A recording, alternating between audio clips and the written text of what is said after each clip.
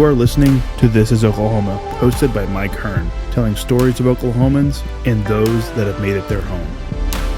What's up, guys? Welcome back to another episode of This is Oklahoma podcast. Mike Hearn here, your host, back with another episode. Excited to share this episode with you today. But before we do, I've got to thank our sponsors. First of all, the Oklahoma Hall of Fame. They've been a huge part of this podcast for the last few years. So the Oklahoma Hall of Fame have been sharing Oklahoma's story through its people since 1927.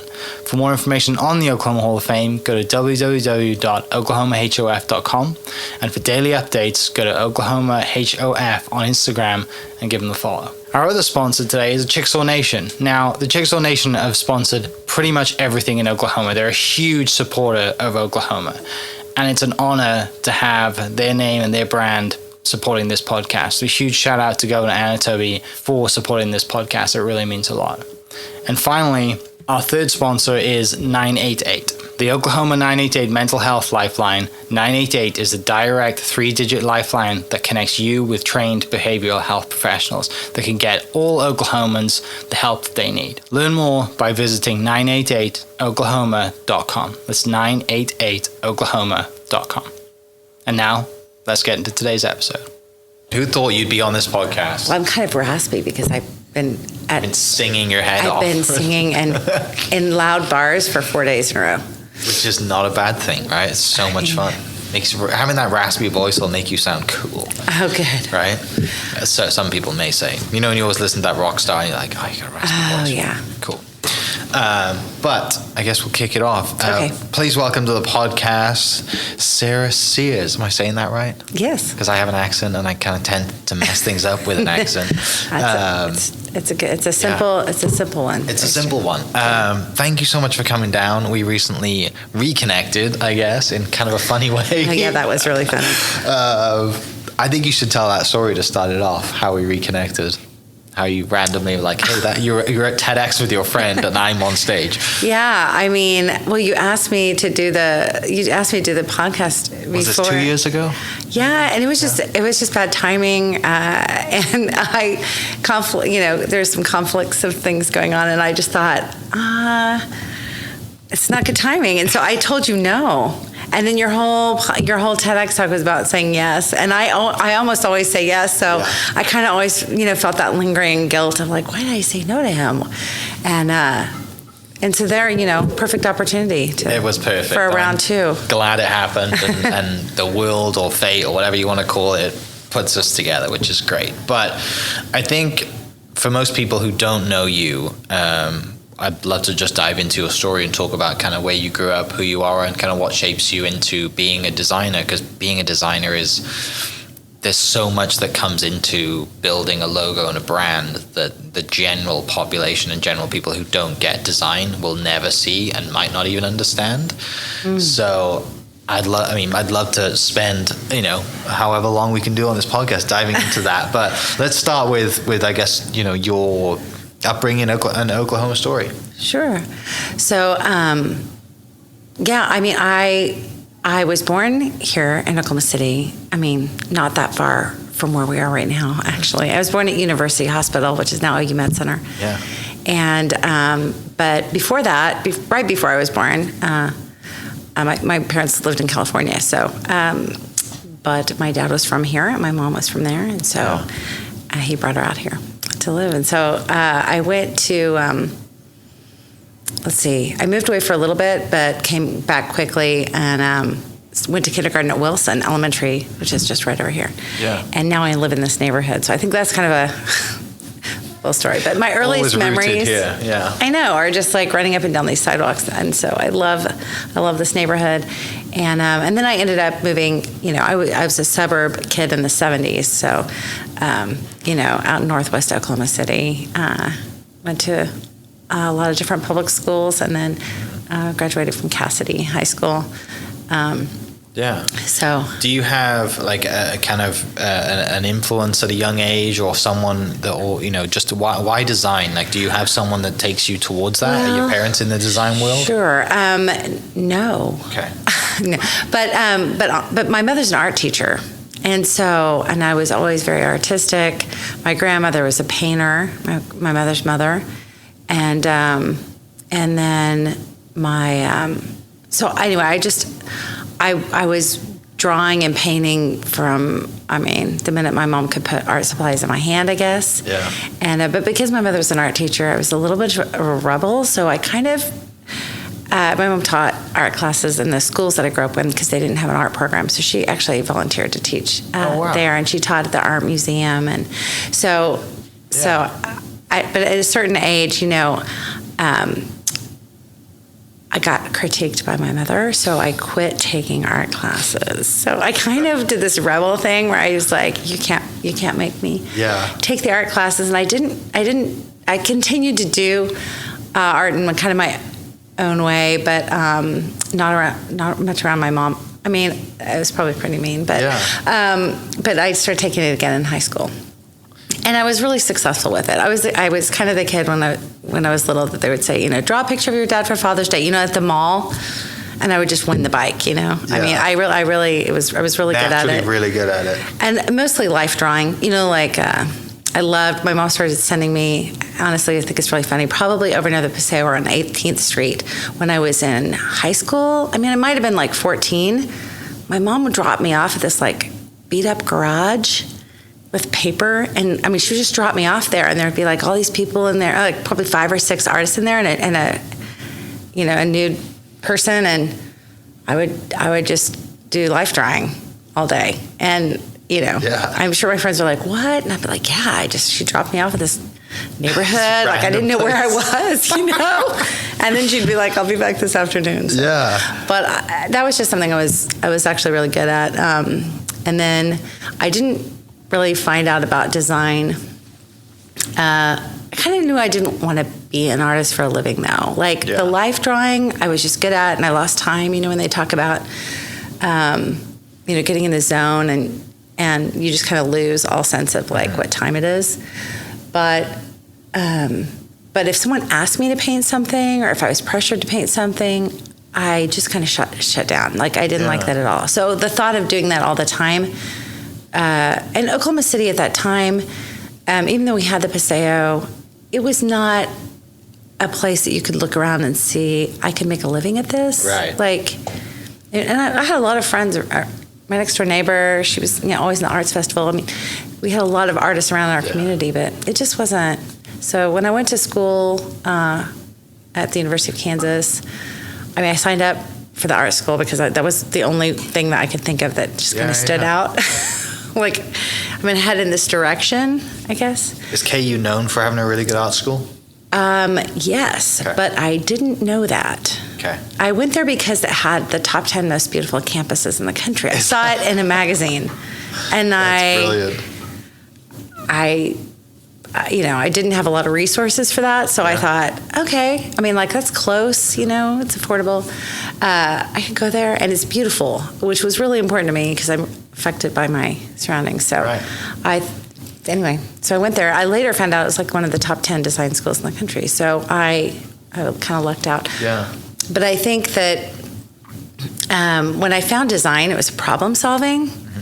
And that comes into the second part of my family who are engineers. And so there was just something, and my dad is an accountant and does business valuation type work. And while I'm not, I wouldn't say I'm mathy, but I see patterns and I love problem solving, puzzles and things like that. So when I found design, it was just pretty exciting. Yeah, and outside of art, you can actually build a career through design, architecture, and there was an avenue to be when you see a designer, you probably see someone who's pretty successful, right? Yeah, over someone who's an artist that, hey man, they're a killer drawer, but they don't have a life, because it's a weird disconnect, right? Yeah, I think sometimes. And I think when you grow up immersed in art, sometimes people say, "Oh, that's really cool," and I'm like, "Oh, I was just in it, so I didn't really see see all the things that now I'm so grateful for having all of that around me." And when I was raising my kids, I was like, "Oh, you're going to have all this around you, right?" Yeah. But it's kind of like the fish can't see the water, right? Yeah, because most people grow up like, and I was decent drawing as a kid because my art, and I think I broke my art teacher's heart when I told her I wasn't going to pursue a career in art. I was going to do something else, and now I'm terrible at it. But, when you're a kid or when you're older, I mean, having the skill to draw things is a cool skill to have, right? A lot of people, I think, envy that. You meet someone who draws cartoons or whatever it is, like they're very good at what they do. And you're like, I'd love to be able to create and draw with my hands and do something. So I can see why people would look up to that. But if you grow up in it, you're like, well, this is just normal to me. Like, it's just I'm around other people who also have this skill. So it's not, you never get that effect to it, right? And I think I was always very, artists are probably self-critical. So I was very self-critical. So I would get really upset because I would want to draw like that person, not like the way that I drew, right? And so when people say, oh, you're good, I'd be like, no, because look at this, what this person's doing is better, right? So, but, being in a place where there's architecture and industrial design and design and typography, and you can start to see where everything is the same. It's all the same underlying pattern and spacing and repetition that makes you think and feel a certain way. It's really fascinating. So you have this realization while you're at KU that, wow, this is like, I'm not just doing art here. Like, this campus is obviously beautiful. That's why I'm here. But I had to get hit over the head. I was in the illustration program, and they had a really great illustration program. And I mean, you were doing things like, you had to draw a whole children's book. Well, that's like, 30 illustration. It's the kind of thing where you do all this work and then everyone's like, oh, yeah, it's great, but like, can you do it again 10 times? And this time with more emphasis. And it was killing me. And but that's what I signed up for. And I'm just always very kind of stubborn. It's the path I'm on. And so I was doing it, and I just woke up one day and I'm like, I am miserable. Like, I have to change my major. And my dad was like, why would you change your major? Don't change your major. Like, just... But, I was on the design track. So I still was I had to take typography. I had to take design. And I was doing really well in those classes. And I think, you just don't realize. And then, after someone tells you for like the time, oh, I really like your type. And then I was like, oh, that was easy, And then you kind of realize, well, wait a minute. Like, if I enjoy that and it's not hard, I could make a choice and go that way. And and the change of major is not like you're changing from like doing art to doing English and like Spanish or whatever. Right. Like, it's in the same wheelhouse. I mean, my dad's he says, no one's going to care. No one's going to ask you, like, and it was, again, it's still design. So I signed up for this, you had to go through a portfolio review to get into it, but they had this, like a studio within the school, and they did all this stuff for the performing arts department. And so I got into that, and then I just said, don't give me any illustration. So I got to do a lot of design there. And so I think it's really, really started to. And then you, I guess, progress through the university, and you're like, hang on, like, I love this. Now this is a career for me. Yeah. And you mentioned earlier that Mum's a teacher, so you grow up in this teaching realm as well. Yeah. Oh, yeah. My mother was an art teacher, so we always had kids in our house. Like, my mom was always teaching lessons and things. My first job out of college was at Northeastern State University. So I was one of those people that I married my high school sweetheart. So when you get out of college, and he wasn't finished yet, and so he went back into state in Oklahoma, and I kind of came back kicking and screaming because I was going to Denver or New York City or Chicago or something. I mean, you were being a designer. You're like, I was take interviewing me everywhere other than Oklahoma. Yeah. And it was like the worst time possible to graduate with that major. I think there was at KU Hallmark. Is in Kansas City, so they were always hiring all the illustrators and designers. You were almost guaranteed a job, right? Well, they had a hiring freeze for like 8 years around the time I was graduating. So there was just nothing. I mean, I was filling out applications at the Salvation Army and crying when they were like, "Oh, we just hired somebody." I was like, "No." So anyway, so I took a teaching job at NSU, and I mean, I was 20, I don't know, 22 or something. You think, you're going to let me teach these people who are like 6 months younger than me? No. But so I did. I taught illustration and design, and they were just starting their program, and I really loved it. And and then I taught. We moved, back to Oklahoma City about a year later, year and a half later, and I taught here as well, like at a trade school. Yeah. Actually, Do you love the teaching side of it? Or was it just kind of like, I need a job, like, we need to do this? Well, I mean, I think, honestly, that at the beginning, it was that I felt like I had imposter syndrome, like because I didn't get that one class on hotel, like, corporate identity or something so I wanted to really nail it in, like, everything that I learned. So, and I learned from doing. So teaching is a natural way for I ended up speaking a lot, and I would do the same thing. I would think I really need to develop my skills in this area. And so then I would just really hunker down and study and learn and then teach it, and while I was doing it, and you get better and better, like what are best practices. And so how do you transition then? Obviously you teach for, what is it? You teach for 10 years, right? Yeah. And then at NSU the whole time or somewhere? Or No. I taught that first, and I wrote all the curriculum for that program, was my first year out of school. And then I got a job, and that's actually how I could start my business, because I got a job teaching at this trade school, and I mean, they didn't even have computers. I had to tell them, you have to buy computers for these students.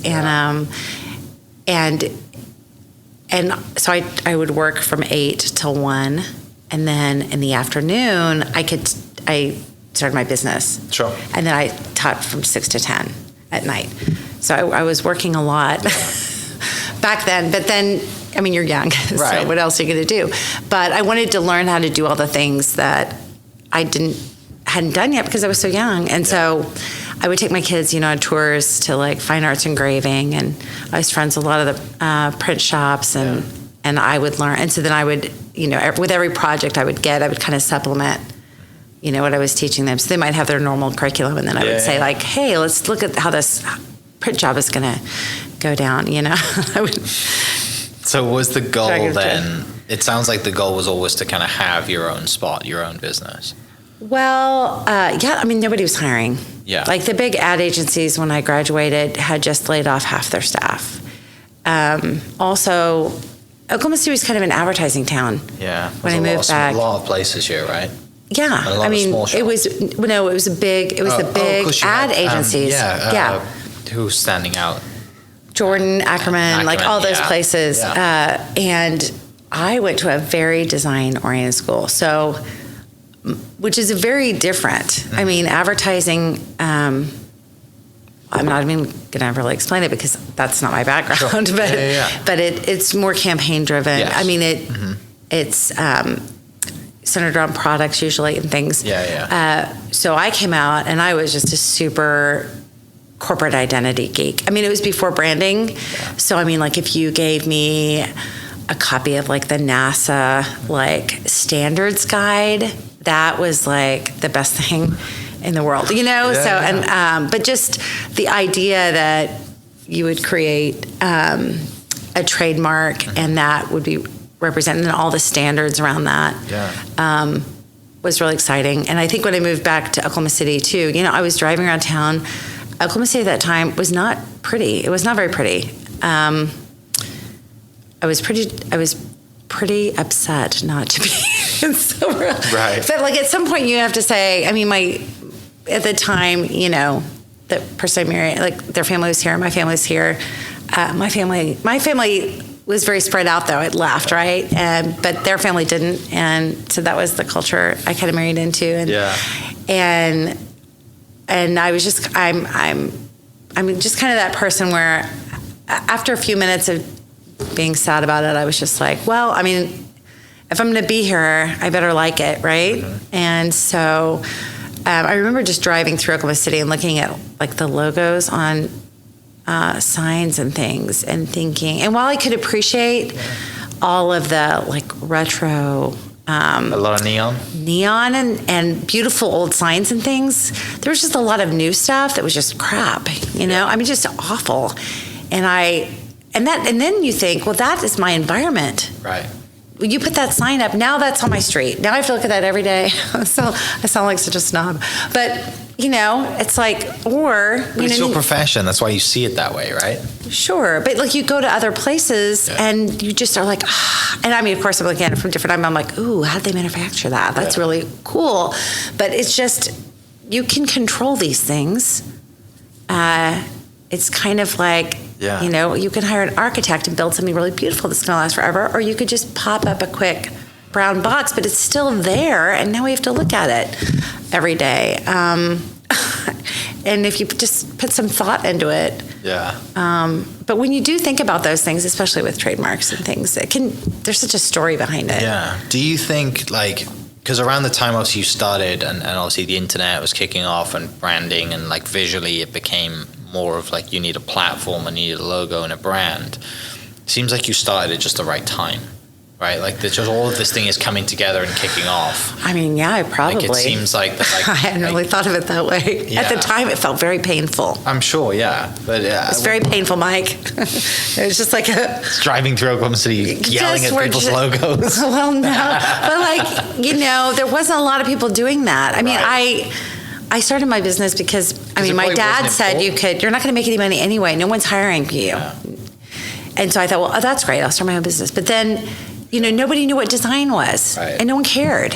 Yeah, because everything was probably word of mouth, right? Yeah, or somebody would be like, oh, that's great. Yeah. Can you design the brand for my restaurant? I'll give you $25. And you just think, oh my gosh, it's going to take me forever. Right. Well, and also nobody's selling around the country at that point too, right? Everyone's just selling locally for the most part because their brand is locally or their business is locally. I mean, I guess it depends on where you are. Because I had friends in other places, I knew that other places understood what design was. Yeah.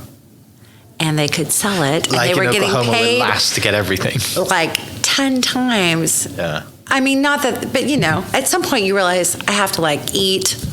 Yeah. You can't be a starving artist. So, and also I think that's interesting that you said starving artist, because I really had this pet peeve about the starving artist thing. Yeah. I was just like, I feel like that's kind of a choice. So I was okay to not make, I was okay to I did a lot of work for a nonprofit. I was okay to do the things that I love because I loved them. Yeah. And I didn't need to have a salary. Right.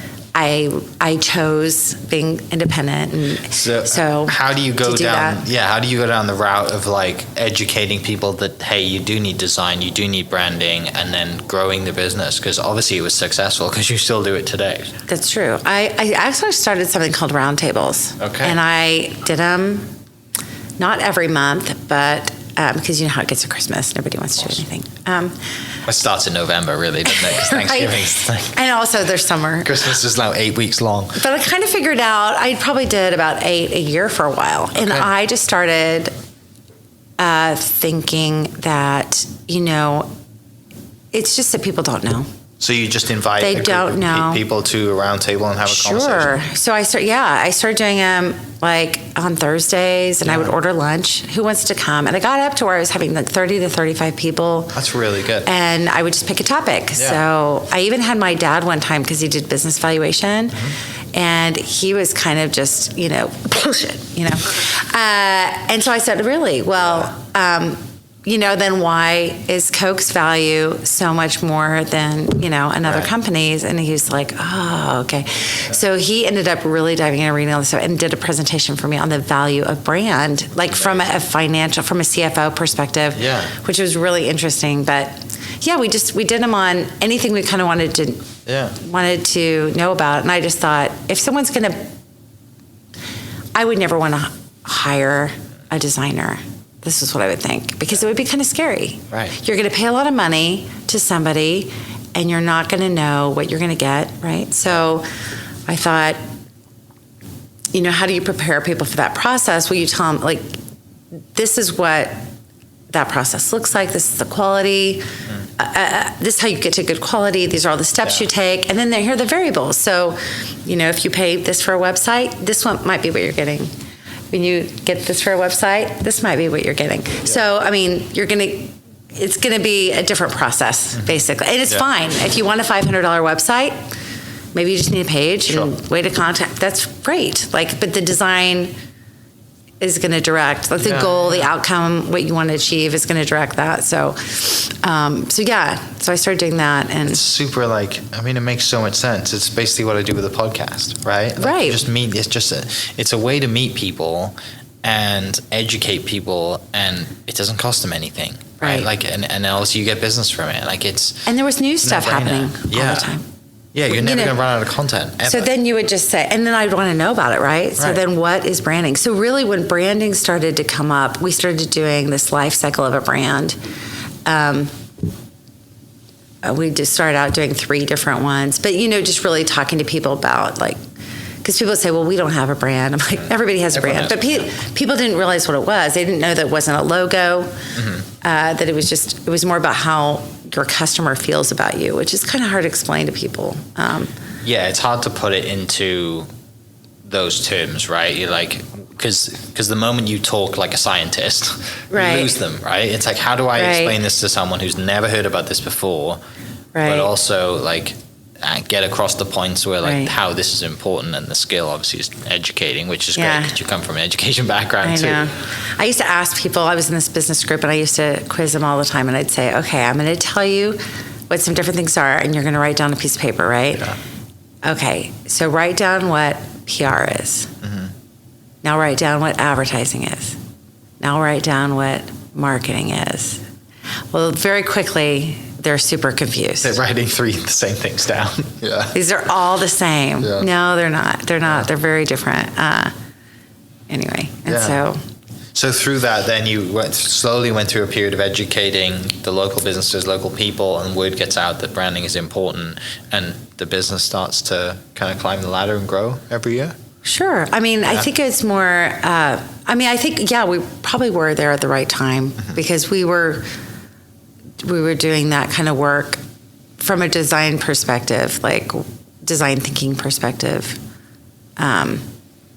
And it kind of grew out of that, which is lucky for us that was actually the natural way for it to go. I think there was just a lot of right background at the right time. Right. And who are you working with or working on projects at the time, I guess, that people listening that might recognize from that? I guess, from that period, just from kind of growing? Late 90s, early 2000s type period?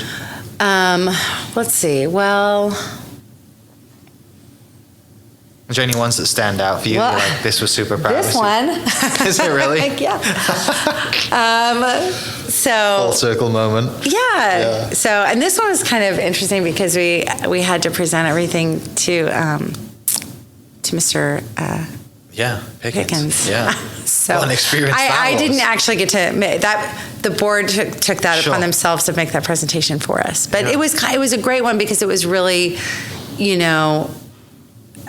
I think going through that research process of really thinking about who the customers are for an organization. Another one would have been the Embark bus system that was MedStar Transit, and just that one was really exciting because a sign, a bus is just moving everywhere, right? So for me, I was like, it's like. And if you think about a city's bus system, I would think about San Francisco and the BART system, and just everyone knows what BART is, know. So I think being able to work with an organization like we did here, or like we did with them, with any of the clients that we did. The Boathouse District is another one. I can remember going out there. Mike. Yeah. He was in my leadership Oklahoma City class. And but when it was Chesapeake Boathouse, but then you quickly realize if we're going to expand this, it can't just be Chesapeake. It has to be all these people. So then you have all these, and how do you don't want to end up with logo soup splattered on a river. That's not very pretty. And then Rand had already, he'd already done that boathouse, and there was so much to work with in terms of just this gorgeous, simple visual aesthetic. So So just really thinking about, and when we started that one, we didn't know if it was going to be multiple brands, right? Because you kind of had this community outreach arm, and you had the, they hadn't gotten the Olympic stuff yet, but they knew that they were going to go that way. So you had a place, you had a district, and people were always already calling it like Boathouse Row, but there's a Boathouse Row somewhere else. So it's like you get out ahead of things, and I think a lot of the success of those projects are also just in the way that we work hand in hand with our clients. I mean, like it's very much like we're a translation service. Like we understand the design process, but it's really important to us, with their everyday things that our clients are dealing with. I mean, when we did the buses, we were talking to the bus drivers, Mm-hmm. Yeah. Well, that's the stuff that like people don't generally get, right? Is the stuff that just goes into that when you are, you're either doing a rebrand or a brand new brand, right? And you're building this thing out of the ground, but it's coming from all of these experiences, like a bus driver or whatever. I mean, it could be anything. Sure. Like that whole process is a really exciting process. I mean, if you go through you can share. I mean, if you go through the entire process, right? Yeah. And that's what we did. We were going through this whole process, and then you realize that, like, okay, you guys, we have to work on, that wasn't necessarily the part that we did. We didn't train the bus drivers, but it became very obvious, like, at the very beginning, when this is done, that bus driver needs to feel like this is their thing that they did. They really have to be a part of that. Now, at the very beginning, you have to say to them, you're really important, and like when they smile, when that new bus comes out, the way that they talk to people, their smile, and even the timing, which they don't have any control over. Sure. And the customer service, all that stuff is going to make me believe and trust that the bus system is improving, or I'm just going to not believe it. Right. And you could only get so many chances to not live into the brand that you hope that people will have the feelings for your brand that they do. And some of those things are little. That's the cool part, right? It's like the tiny little things. Like I didn't notice there was an arrow in FedEx till like 4 or 5 years ago. Like, and now I can't stop looking at it. Like there's subtle things like that, right? Yeah. Like genius. So this is, the one here it's based off the mistletoe plant. So, because that. On the Hall of Fame logo, yeah. Yeah. And which was what the original mark was. Like they had an original mark that was based on that, and then they had a different one. And so we kind of went back to their history, but also really simplified it. And the Boathouse logo has a lot of that. Like you can see the boat moving through the water, and there's a lot of layers in that mark.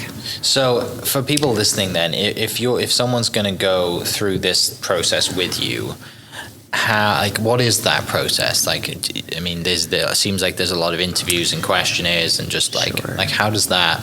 I mean, it depends. First of all, it depends on the scale. So a lot of the projects we're doing, for example, This Is Oklahoma, for example. Oh, okay. Like, how would that work? Well, first we would start with kickoff, and we would ask you as many questions as we could about how you got here and why you did it and what your purpose was, and we kind of get a sense of kind of what's already there, right? A boilerplate, and then we would probably dive into like, who are your stakeholders, right? And we would have some one-on-one interviews with them. Yeah. I mean, it doesn't really take that many to get a good sense of like, is there a gap between what you think you are and what they think you are? And then, and then we can start kind of filling in those gaps. So then we would start going through, what is your purpose? Why are you here besides making money? Oh, yeah. What do you want people to feel? I mean, it's just, and it's the why. Why do I even exist? Yeah. And it's one of my favorite questions when we're working on a project. I'm sure my team hates it sometimes. Or why do you exist? And why should I care? I mean, like, I mean, at any level of the process, whether you're at the beginning or at the end, working on anything, like, why do I care? I mean, it sounds kind of mean, but I need to care about it. Yeah, because there's so many things that we're like, there's so many things that we see now, right? We have more information than we've ever had. Sure. So that's the hard battle, and I think now, personal branding is something that people are very aware of at the moment.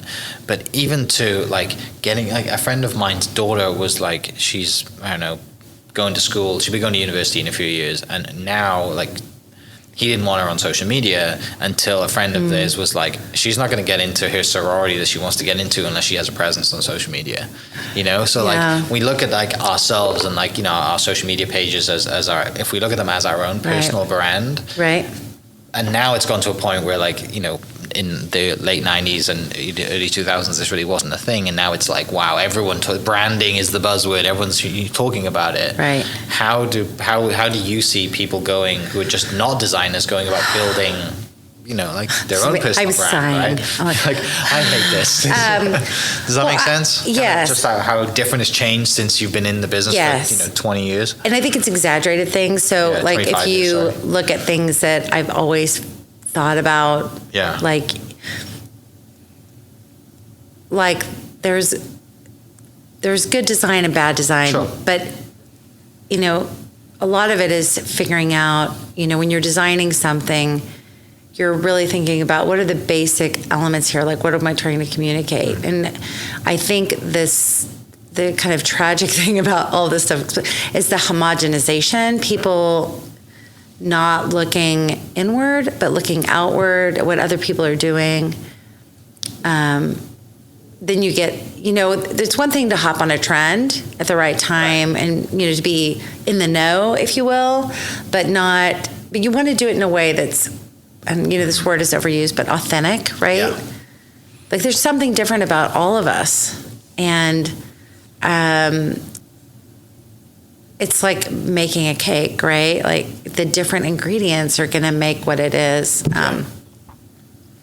But if you just buy a box cake with the icing and do this, it's like, okay, I can get that anywhere. It's not, it takes a little time. Right. And I think that's sometimes, or the creative process is uncomfortable. And so I think that would be where I would just say, look, let us guide you.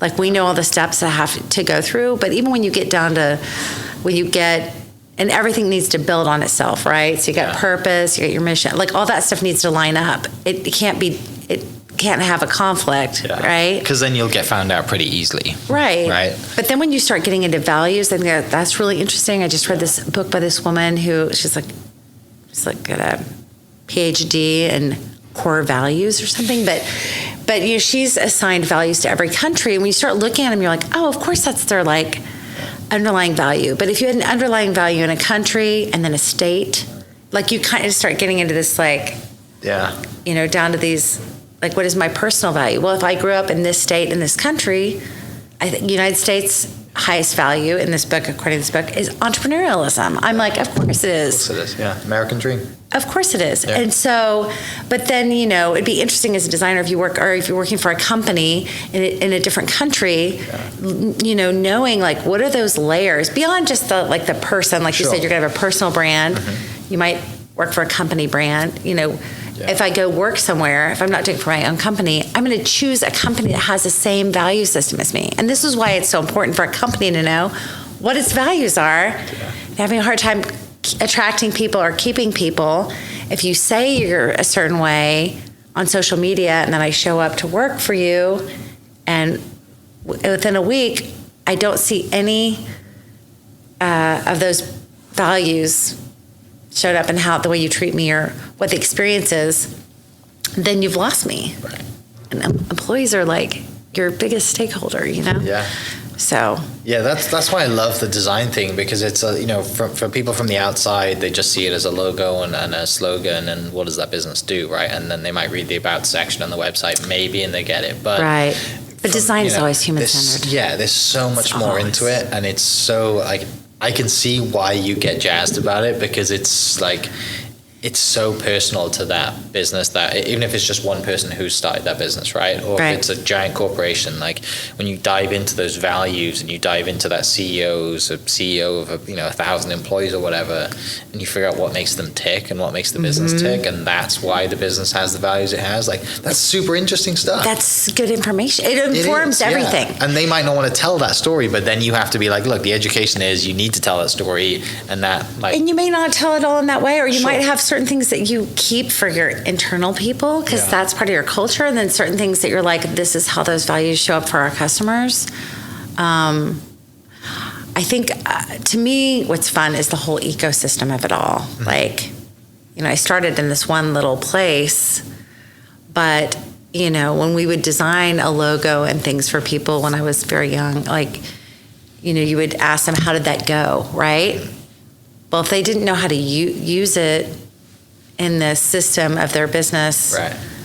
And so then we had to learn how businesses work, and it's fun. A lot of fun. Yeah. So now, where you're at now, you seem to do a lot of speaking, right? You do a lot of kind of speaking to others and education and stuff like that. Yeah, probably not as much over COVID. But. Well, yeah, but like, what is your kind of, I guess, most recent? What do you speak about? What do you like to speak about? What do you think brings people the most value?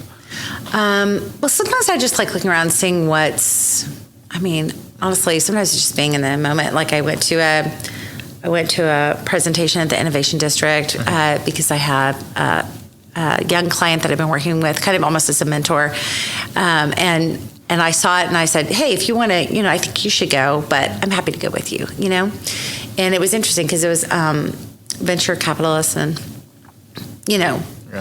she's going to need to know that stuff. But what I thought was kind of interesting is, they were talking about all the things you need to have for a pitch, and I'm listening, but the slides were very busy.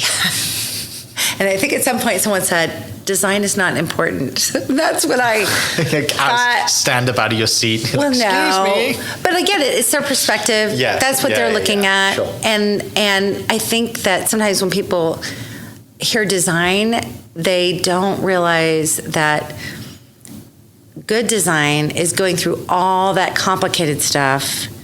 And that's why it can take a while. And, refining it down to the very simplest essence of those things and still having it work. Yeah. So the last one we did, so I actually I have a colleague who's in Hungary, and she specializes in pitch decks. That's all she does. She's something called Pitch Camp. Yeah. And so I was like, hey, would you, want to do a workshop with me on pitching? Because I think this is something that people are doing, and it could be really helpful to them to and when you're doing that, you really, honestly, that's so close to branding, because you have to figure out the same things in the things that you would figure out going through a whole branding process are kind of the things that you need to know in a pitch, and be able to be very just clear about, here's how we're different, and this is why this is important, and why it's needed. You mentioned, so it's just a good exercise. Yeah, you mentioned taking that, somebody that you're mentoring. Did you have mentors growing up? Anyone like in Oklahoma City that mentored you looking up or not? Well, when I was a young designer, there is this guy, Dean Wilhite. He works at Ackerman now, and I met Dean when we had a professional organization called the Graphic Communication Society. I met him through there, and my first run-ins with printing, 4-color printing. There's a lot of money on the line, and you're not making much. Yeah. And it's a lot of liability, and I would just get so freaked out about that stuff. And so, he would, at the time, he was working out of his house, and I could just go over there with my stuff, sometimes in tears. There were several times he told me to go back to the printer and apologize and ask the printer to explain to me how to do it correctly, where I wasn't going to cry. I was kind of a crier. Still am sometimes. But to work through all that stuff, and he's great, and he's been a colleague ever since. And but having those people, back then we did a lot of internships, and you did internships and didn't get paid, and but because you were learning from these people, like there's just a real craft to all of these things, and having people that already, they can basically tell you where all the potholes are before you start on the trip. It's a cheat code, right? Like having doing that internship learning, or having the great mentor is just, it makes, I don't know. Having someone to call. Yeah. Yeah. It's like, why should I figure this all out on my own when I have a friend that I can call this and they'll help me? Yeah. And so that's why I love collaboration so much now. Now I just, there's a lot of money on the line, and you're not making much. And so, having someone to call. Yeah. And so that's why I love collaboration so much now. I mean, now I just, there's so much. And so that's why I love collaboration so much now. I mean, now I just, there's so much. And so that's why I love collaboration so much now. I mean, now I just, I'm kind of a lifelong learner anyway, but I realize that I can't learn everything about everything. So I try to figure out who's the best person at this thing. That's who I'm going to call. And I really work on that network a lot because, things come up all the time, especially in branding, because there's so many, and marketing, all of those things have to tie together. And there's so many places that could go wrong if you don't have the right people in the kickoff or, along the way. You got to, a lot of that stuff you got to plan for. So if you don't have, it's kind of a different kind of diversity, right? Like you got to have all those people in the room, and you just end up with something so much better. If you're planning for all that stuff and you have people, even when we do naming, we have people from different countries on those projects so that they can say, that what that means. You know what that means in Spanish? That doesn't sound right. That would be a bad idea. Yeah, it's good. So when you look at your website, and I'll link it for people listening, you can kind of go to the work that you've done, and you obviously the Embark things on there. And the other two that stand out to me, Red Coyote. Oh yeah, I love that one. Because that we've done a podcast with Burke and John. Oh yeah, great. They're great. And obviously the dog is awesome too. Yeah, he's part coyote. Yeah. And the other one that stands out, just because of my real estate background, is Verbode as well. Oh yeah, that's a really cool logo. Yeah, I like that a lot. Well, Sarah tells a story, that Verbode logo. Mm-hmm. She just made an appointment with me. Yeah. She looked me up somewhere and made an appointment and showed up, and she was like, I need a logo. And when she tells the story, it's even funnier because she said I was mean to her.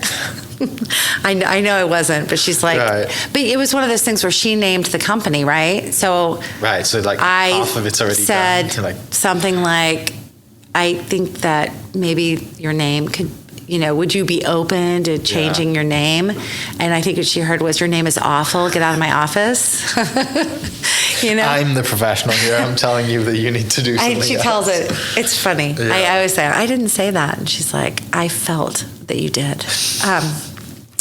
And I think, it's a great example of how, because people are close to things, and sometimes people in their family help them make it. It's like walking on eggshells. But her name before that was Green Wise Realty.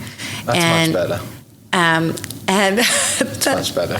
Yeah. And it was the green, when everything was green. There's kind of the surge, and everything was green, and I was just like, everyone is doing that right now. In the car world, it's actually too trendy. Yeah, it's going to be.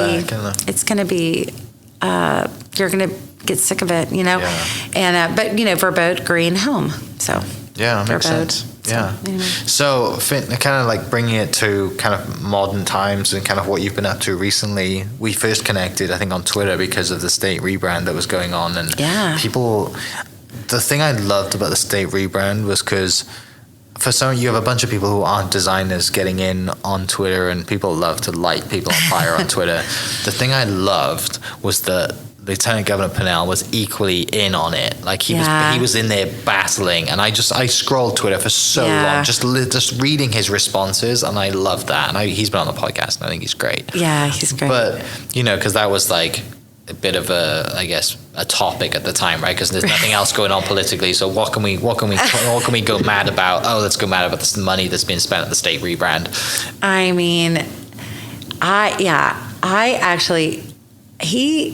He called me and I was on vacation. I remember I was walking to the beach and I was like, hello. And he, I think someone had told me that I should be doing something and maybe send my portfolio. And at the time, you're on vacation, you're working also. And I was just like, no. You run your own business, you don't stop. I'm not doing that. I'm like, and our website was old. And there's probably nothing up there that he could see back then. But it was a great project. And honestly, I think I got excited about it because I love collaboration. I really love collaboration. And I also love the mechanics behind all, like, how do you do a project of that scale? How is it similar from the other types of work that we do? I wanted to see, I've always worked for myself. So how does someone else do this? Yeah. So for me, it was really just the mechanics of it. And also, you know how I feel about signs and things being ugly. Yeah. And the previous one was terrible. There was no right. really comprehensive brand for Oklahoma at all. Mm-hmm. And my mom is from California, I go back and forth there to a lot. So I get to hear about that all the time from my peers there. I don't even know where that is. I don't know what's going on there. You know, they have certain things that they know. Well, and every department had a different logo too, didn't it? They get us confused with Kansas or Texas. Yeah. I mean, they just don't know. So I was excited that I was asked to be included in that project, and I volunteered to lead a team just because that's what I do every day. Sure. So I kind of was like, well, that's where my skills are least. Yeah, that's kind of where I'm in flow right now, I guess you would say. Yeah. And I like doing that. I like working with all the different designers. So it was way different. I mean, it was way bigger than I anticipated in terms of, how many people we had on our team. And, but just what other context would you ever get to work with like all of your competitors? I mean, it was a very kind of weird situation, but the way that they asked us to put aside all of our professional interests and be people forming a team to do this project was really, really cool. And, there's a great line on the Oklahoma, and I'll link it in the description for people that want to go to it. There's a page that describes the logo and everything that it means, which is great because I think a lot of people should generally understand that. To just the colors, the arrows, the star in the middle, like it's really cool. And to have an input and being a part of a team that's made a new logo for the entire state. Like, when there's whatever, how many states in this country? Forgive me, I'm not, for 52, is it? Yeah. Yeah. I haven't passed my citizenship test yet. But, that's kind of a big deal, right? Yeah. I mean, and I think that people don't, it's complicated to have a state logo.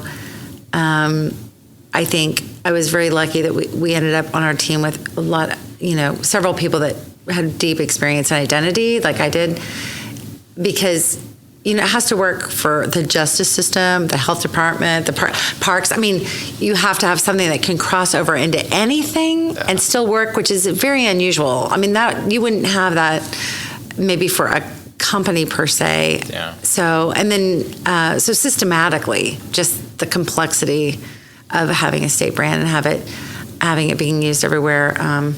Is kind of an interesting challenge in itself. But Oklahoma, we're so interesting.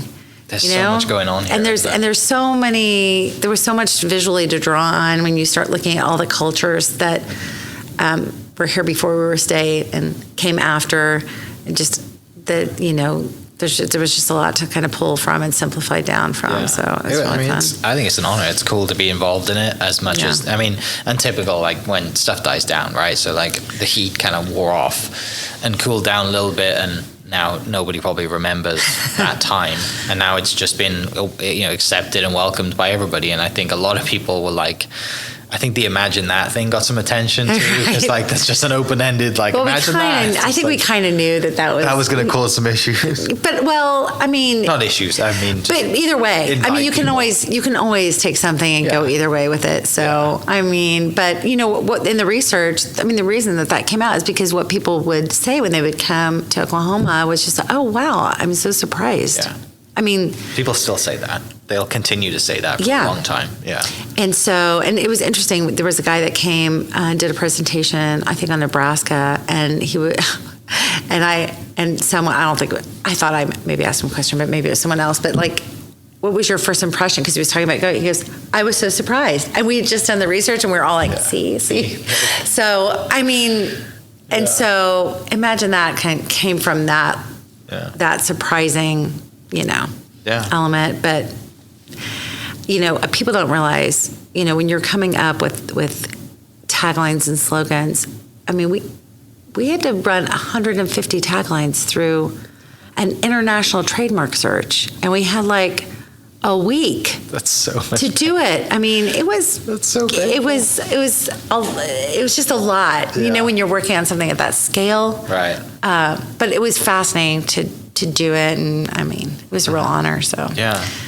I mean, so. I think it's cool. At the time, I'm sure you were like, why have I done this? I'm getting so much heat for this. I don't deserve this. I'm helping out. I volunteered my time. I haven't even been paid. And now people are just yelling at me on Twitter for no reason. Now it seems like it's worth it, right? Yeah. I think, a month, after COVID set in and all of a sudden you could really tell like where the real information was. I was like, well, okay, at least it's got some good function, but yeah. Finishing up then, for people, I guess, to give people some value who are listening, what kind of stuff are you excited about at the moment? What design stuff is going on that you think companies are doing really well? And then is there any design books that you're reading that maybe an entrepreneur is listening that thinks, I want to start a business, I want to have a brand, I should read this and really get some information around branding? Well, one of my favorite books over COVID was Meta Skills by Marty Neumeier, which is just kind of like the skills that are going to take us into the next meta skills. Yeah. And don't ask me to tell you like all the meta skills right now because I can't retrieve it. I'll link the book below. But it's really good. And then there's another one called Reimagining Design, which I just read. And if you don't know, Marty Neumeier, he wrote The Brand Gap back in I want to say 2005 or something, 2007. And I've recently done some work with him, on certifications and stuff. But the Brand Gap was the original book that came out of it. But Meta Skills is fascinating. It's just, especially for people that want to. Yeah. Honestly, anyone. And then Reimagining Design is Kevin Bethune wrote it, and it's he was a nuclear engineer, and then he worked at Nike, and he designed a high top, and then so he went to engineering, I think, and then business school, and then got a master's in design. He's fascinating, but he does a lot with diverse teams and collaboration, and so when I read that book, it's very much where my mind has been, and to see someone that's doing that in a way that's kind of how I see things working, was really exciting to kind of, when you see that happening out in the wild. Right. And I would say that just on things that are coming, I feel like, a lot of people don't like the word disruption, but I think one of the exciting things about COVID was sometimes people don't fix things because they don't think they're broken, and they're broken or they're poorly designed. Yeah. And when things have stress and they start breaking, then as a designer, that's pretty exciting to me, because sometimes there's so much opportunity, and we kind of see it in the dysfunction, right? Mm-hmm. Like you say, this isn't working, but that just means there's a better way that's going to work really, really well. Mm-hmm. And so, but sometimes people, change is scary, and we all kind of have that, where we kind of are like, I like the status quo. I know what to expect, and it feels comfortable, and we're doing fine. But then, when things really break, and there's an opportunity to get in and really fix them. So that's where I see a real opportunity for businesses right now. There's a lot of change going on, and if you can know that you can form a team around you to kind of go through that, and it might be messy, and honestly it's really uncomfortable. I always tell people, when you have a really good idea, you kind of want to throw up first. Yeah, there's a lot of discomfort in design, but then in the end, it's just incredible the change that can happen in a good way once you've kind of gone through that process. So that's kind of where my mind is, and also just doing more, expanding into just design thinking, human-centered design, design really crossing over into all of the experiential design, and how brand kind of plays into that. I'm a big fan of disruption. I think it's great. Yeah. In that sense, obviously. And I'm also a person, if it's not my stuff, if it's my stuff, right, it's harder to do my own, stuff that is to help someone else go through that process. So I think I empathize with every business owner I work with, because I'm like, wow, good for you. Because, you stepped out on the ledge, you did it. I can't do my own stuff. Yeah. So I got to have a team around me that kind of pushes me to do that for myself, because it's not easy for anyone. Because it's out of the comfort, right? It's something that's totally different, and it's like going out on a ledge and being like, this is like, we're going to disrupt something. We can be the first people to do it, and it's never easy because there's always that fear. Have you read the book Blue Ocean Strategy? Oh yeah, I read that. That's the first thing that came to my mind. That when you talk about disruption, I was like, I remember this book, and I just the blue and red oceans and the sharks feeding such a good book, right? And you got to go, and it is so counterintuitive sometimes to go like. Everyone's doing this, but I think that's exciting work about some of the. I got certified in. Been doing a lot of stuff on advanced brand strategy and really getting more into competitive analysis and really kind of digging into can they copy us? Yeah. Like, would they copy us? Like, what could we do to really kind of force it into an area that will work, that's smart, but that no one will want to go. Right. No one will want to follow us, and we'll just be able to have our cake and eat it too, I guess. Yeah. That's exciting. Love it.